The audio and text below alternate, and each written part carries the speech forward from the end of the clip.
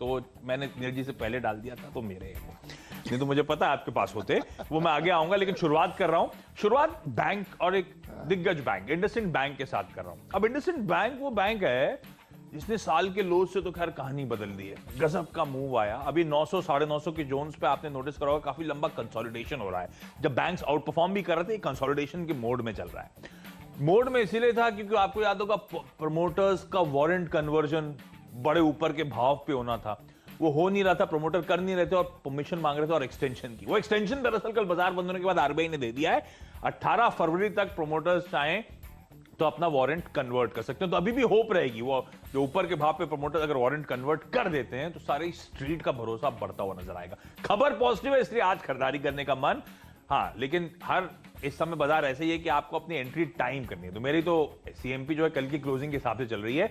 अगर मान लीजिए कोई इक्का दुक्का नीचे मिल जाता है तो ज्यादा अच्छा, लेकिन मुझे लगता है शायद ये स्टॉक आज इवेंचुअली दिन के दौरान आउट परफॉर्म करने का दमखम रखता है। स्टॉप लॉसेस नोट डाउन करिए, स्ट्रिक्ट है आपकी स्क्रीन पर। नीरज जी, अब दो स्टॉक शुरुआत के मेरे जो है वो आपके सेक्टर के हैं। कल हमने कहा था कि टाटा एलेक्सी के रिजल्ट बहुत दमदार है, बढ़िया रिटर्न प्रेजेंट किया। आज इन्फोसिस और विप्रो, कहानी बहुत डिटेल में आशीष ने आपको पहले ही बताई कि इन्फोसिस के रिजल्ट बहुत ही बढ़िया आए हैं। और जो उम्मीद हम लोग करके चल रहे थे कि इस पैंडेमिक में, वर्क फ्रॉम होम में, डिजिटल में, उन सब में हुआ है।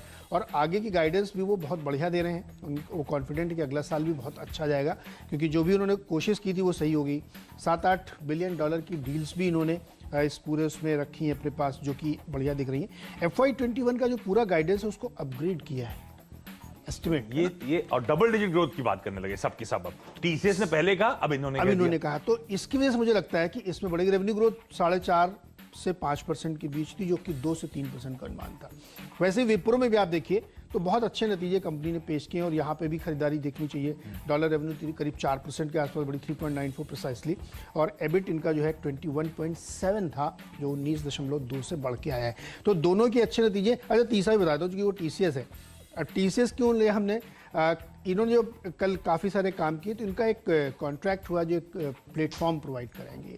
तो आईटी के जब भी इस तरह कोई डील्स की खबरें आती है उसमें वैल्यू साइज नहीं पता रहती कितने का है, लेकिन लॉन्ग टर्म होती है और उनकी बिलिंग मंथली होती है। ये मेट्रो के काम में आ गए क्या?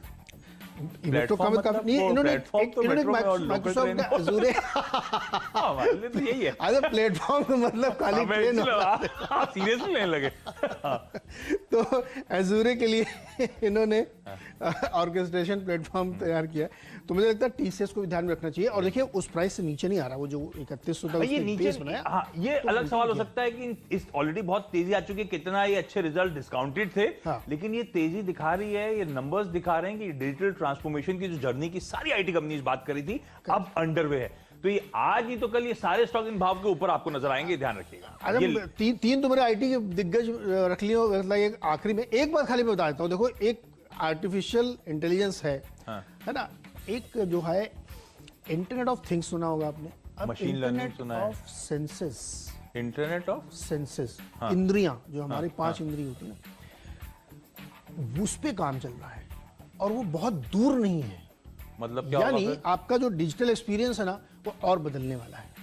ये मैं कभी डिटेल में किसी दिन आप हम लोग शो करेंगे तो उसमें एक्सप्लेन करेंगे। ये बहुत बड़ी नई चीज है। तो बहुत कुछ हो रहा है आईटी स्पेस में, बहुत कुछ हो रहा है और ये नंबर्स दिखा रहे हैं। विप्रो तक जो मैसिव अंडर परफॉर्मर रहा था कई सालों से, उसकी भी परफॉर्मेंस अच्छी रही है। ठीक है, तो तीनों आईटी दिग्गज रडार पे रखिएगा। इंडसइंड बैंक के बाद ग्रैन्यूल्स इंडिया। यूएस एफडीए ने कल मेटफॉर्मिन को, हाइड्रोक्लोराइड ईआर टैबलेट्स को पूरा पढ़ दिया मैंने, टैबलेट्स को मंजूरी दी। अब ये यूएसएफडी की मंजूरी सेंटिमेंट पॉजिटिव तो वैसे ही बन जाती है। ये टाइप 2 डायबिटीज के लिए दवा है, मार्केट बड़ा है इसीलिए अट्रैक्टिव हो जाता है। और ग्रैन्यूल्स इंडिया वो स्टॉक है जो 438 440 के लेवल से कुछ करेक्ट होकर अब इस समय कामकाज कर रहा है। फार्मास्यूटिकल शायद वापस लाइमलाइट में आए, अगर बाजार में अनसर्टेनिटी, वोलेटिलिटी क्रीप इन होती है, इसीलिए ग्रैन्यूल्स पे खरीदारी। 2 सेल कॉल है आज टीम में पिछले कई दिनों से बाय के बाद, और एक तो पूरा न्यूज ड्रिवन है और वो है steel authority of India limited. अब दिक्कत ये है कि गैप डाउन के साथ शुरुआत होगी, बहुत मैसिव गैप डाउन हुआ तो मुझे लगता है अवॉइड करिएगा। लेकिन अगर जिन लेवल्स के आसपास मैं कह रहा हूं, ये देखिए, पहले खबर सुनाता हूं फिर आता हूं। गवर्नमेंट आज 10% स्टेक सेल में ऑफर फॉर सेल के जरिए बेचने जा रही है। 64 रुपए के भाव पे कल 74-75 के लेवल्स पे क्लोजिंग हुई थी, है ना। तो ऑफर प्राइस का ये फ्लोर, ठीक है, फ्लोर प्राइस है। 14 जनवरी के लिए, यानी कि आज नॉन रिटेल के लिए खुलेगा, कल 15 जनवरी को रिटेल की बारी होगी। तो ये तो अब तक की कहानी। अब इसमें 5% डाइवेस्ट कर रहे हैं अपफ्रंट, और अगर अच्छा रिस्पांस आया तो ग्रीन शू के जरिए 5% और, इसलिए मैंने शुरुआत में कह दिया 10% हिस्सेदारी बेचने की योजना हो रही है। तगड़ा डिस्काउंट पे हो रही तो स्टॉक गैप डाउन के साथ खुलेगा। आपको लगे रूम, अगर ये 70 के आसपास के जोन पे खुल जाता है तो मुझे लगता है फिर फर्दर सेल ऑफ इसमें नजर आएगा। दिन के दौरान एक और काम करिएगा, वेबसाइट्स को मॉनिटर करिएगा और इंस्टीट्यूशन का रिस्पांस देखते रहिएगा। करेक्ट। अगर वो बहुत ल्यूकवार्म रिस्पांस रहा तो मुझे लगता है सेल में प्रेशर हावी होता हुआ नजर आएगा। बहुत अच्छी रैली के बाद सरकारी कंपनी में ये दिक्कत हो जाती है, सेल में वो दिक्कत आ गई है, ओएफएस आ गया। सेल के चलते मुझे ऐसे ही टटोल रहा था मैं कंपनियां। एक तो नाम राइम करता है, राइम करने से लेकिन मजा नहीं, वो लॉजिक नहीं था, वो भेल है। अब बीएचईएल क्यों कर रहा हूं उसका लॉजिक समझिए।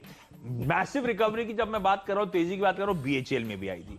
बीएचईएल का स्टॉक अगर आप उठा के देखेंगे तो अटकने के जोन पे नजर आएगा। प्रीवियस हाईज जो बनाए थे 40 और लेवल्स पे, उन्हीं हाईज के आसपास ही स्टॉक आके खड़ा हो गया। मेक और ब्रेक लेवल्स हैं, इसलिए स्ट्रिक्ट स्टॉप लॉस होगा। कंफर्मेशन आने तक तो देर हो जाएगी, इसलिए मैं स्ट्रिक्ट स्टॉप लॉस का पोजीशन को अप्रोच कर रहा हूं। शायद ओएफएस का ओवरहैंग इस स्टॉक पे भी हावी होगा, सेंटिमेंट, इसलिए मैं कह रहा हूं मेक और ब्रेक में शायद वो ब्रेक वाला लेवल आज शायद दबाव के साथ स्टॉक कामकाज कर सकता है। मोमेंटम मूड सही रहता तो ये एक बार वो ब्रीच करता लेवल तो शायद भेल में और तेजी होती, पर मुझे लग रहा है आज थोड़ा अटकेगा, इसीलिए वो 3950 के टारगेट, लेकिन अजम्पशन पे है कि अटकेगा, इसीलिए 4125 का स्टॉप जरूर लगाइएगा। अच्छा, जो अभी आपने भेल कहा ना, तो ये करीब आज से 16-18 साल पहले की बात होगी, जब मैं दिल्ली में कवर करता था। तो जो उसके कॉपकॉम से वो कहते यार भेल मत बोला करो, बीएचईएल बोलो ना आप। हम लोगों की आदत होती भेल बेल से। भेल नाम से मुझे हमेशा कॉर्पोरेट कम्युनिकेशन टीम जो होती है उनकी याद आती थी कि यार जब भी हम भेल बोलता हूँ तो उन्हें याद आ जाती है, भेल बोले मना करते थे। एनीवे, आइनॉक्स लीजर, और इसमें खरीदारी करिए। 11 नई स्क्रीन इन्होंने जोड़ी हैं गुरुग्राम और दूसरे इलाकों में, आरडी मॉल में, सफायर 90 में, रिलायंस 801 रिलायंस मॉल सलेम में।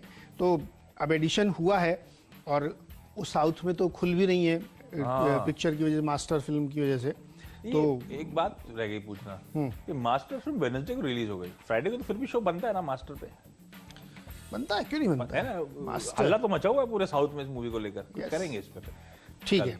अच्छा, 5वां शेयर मेरा जो है पीएफसी है, पावर फाइनेंस कॉर्पोरेशन।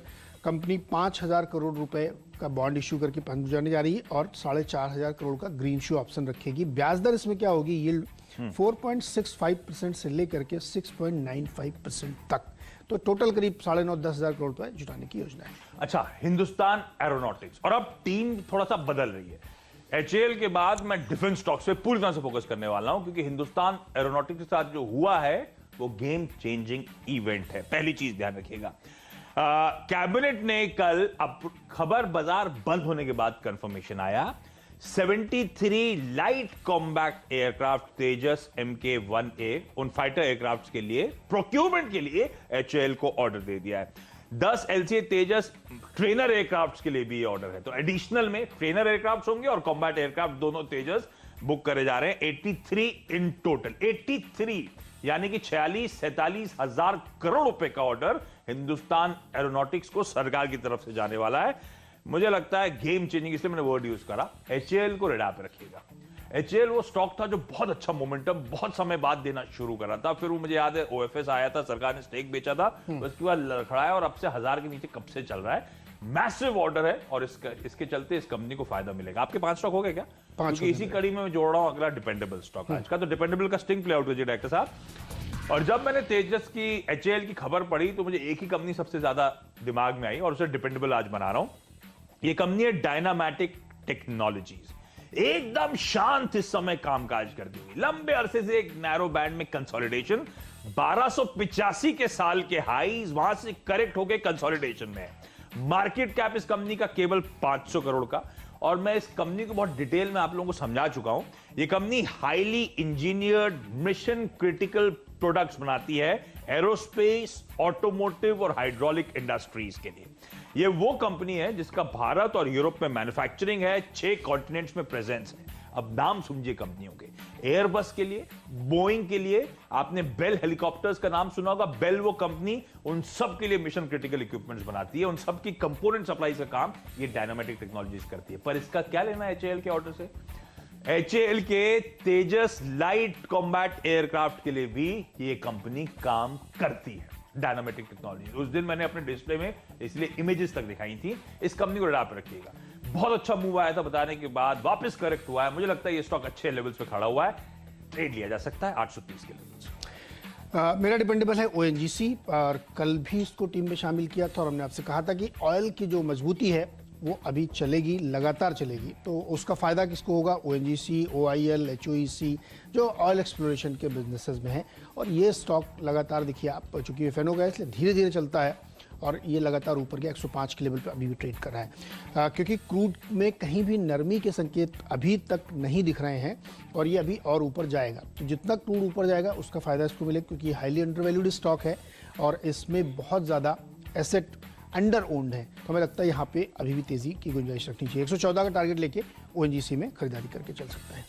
तो एक छोटा सा ब्रेक ले लें यहाँ पे। हाँ बिल्कुल, ब्रेक से लौट के आते हैं तो आपको बताएंगे फ्री हिट और पिंच हिटर्स।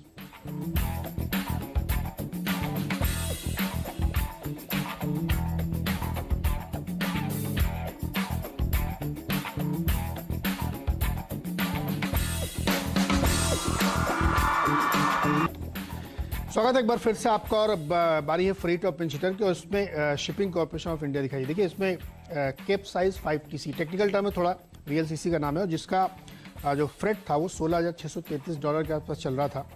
ये नवंबर दिसंबर की बात है। जनवरी में इसका भाव हो गया है $21,131। इस तरीके के फ्रेट चार्जेस बढ़े, मोटे तौर पे भाड़ा बहुत तेज़ी से बढ़ा है, और कई जगहों पे अगर आपको एडवांस में चाहिए तो प्रीमियम देना पड़ रहा है लोगों को। ये ग्लोबल सिनेरियो आपको मैं बता रहा हूँ। तो जो बाल्टिक इंडेक्स आप जाके देखेंगे तो आपको वहाँ पे बहुत फ्रेट चार्जेस बढ़ते हुए दिखेंगे। तो भारत में चूंकि यही सबसे बड़ी कंपनी है, इन्हीं के पास सबसे ज़्यादा वेसल्स हैं, तो यहाँ पे इनको गेन होगा। और सेम चीज़ जी शिपिंग के लिए, क्योंकि दो ही शिपिंग कंपनियाँ ठीक ठाक दिखती हैं जहाँ पे एक फ्रेट का बड़ा फायदा इनको होगा, खरीदारी करके चले। VLCC यानी वेरी लार्ज क्रूड कंटेनर्स, वो मैसिव कंटेनर्स। ठीक है, दो और स्टॉक, दोनों सरकारी, और सरकारी में मैंने सेल भेल में शायद प्रेशर हावी हो इसकी बात करी थी, लेकिन बाकी सरकारी जो डिफेंस रिलेटेड है, पता नहीं आज मुझे लग रहा है वो HAL बहुत बड़ा गेम चेंजिंग इवेंट है, और इससे मेरी होप्स जाग रही हैं कि यूनियन बजट में डिफेंस रिलेटेड आउटलेज कुछ ना कुछ पॉजिटिव सरप्राइज करने चाहिए। तो सब मिलाकर दो सरकारी कंपनीज, पहला फ्री हिट के तौर पे भारत डायनेमिक्स। ये कंपनी आपने नोटिस नहीं करी होगी, शायद 480 के हाई से 150 रुपए नीचे इस समय आपको अवेलेबल है। तो भारत डायनेमिक्स में शायद खरीदारी करने के मौके हो सकते हैं। 344 पहला और एक कंजर्वेटिव टारगेट होपफुली आज ट्रेड में अचीव होता हुआ नजर आएगा। और इसी कड़ी में मिश्र धातु, इसका धंधा तो खैर गजब का है। जिस तरह की पोजीशनिंग है, जिस तरह के प्रोडक्ट्स हैं, कोई कॉम्पिटिटर बाजार में है नहीं। मिश्र धातु बढ़िया धंधा, 210 ऑड लेवल्स पे कामकाज, और इस स्टॉक में मैं नोटिस कर रहा था 280 52 हफ्तों के हाईज। तो ये दोनों ही स्टॉक वो डिफेंस रिलेटेड प्लेस, सरकारी कंपनीज जो अच्छे खासे ऑफ हाईज इस बीच में कामकाज करती हुई नजर आई थी। स्पेसिफिकली इसीलिए मुझे लगता है रिस्क रिवॉर्ड इन लेवल्स पे इन स्टॉक्स में कंफर्टेबल हो गया। तो मार्जिन ऑफ सेफ्टी नजर आती है, बजट सामने, और HAL का अनाउंसमेंट सबसे इंपॉर्टेंट। ट्रेडिंग बेट दोनों के लेवल्स और स्टॉप लॉसेस आपकी स्क्रीन पर। क्विकली छोटा सा ब्रेक के उस पार हम दोनों के पावर प्ले वाले वो दो स्टॉक्स लेकर आएंगे।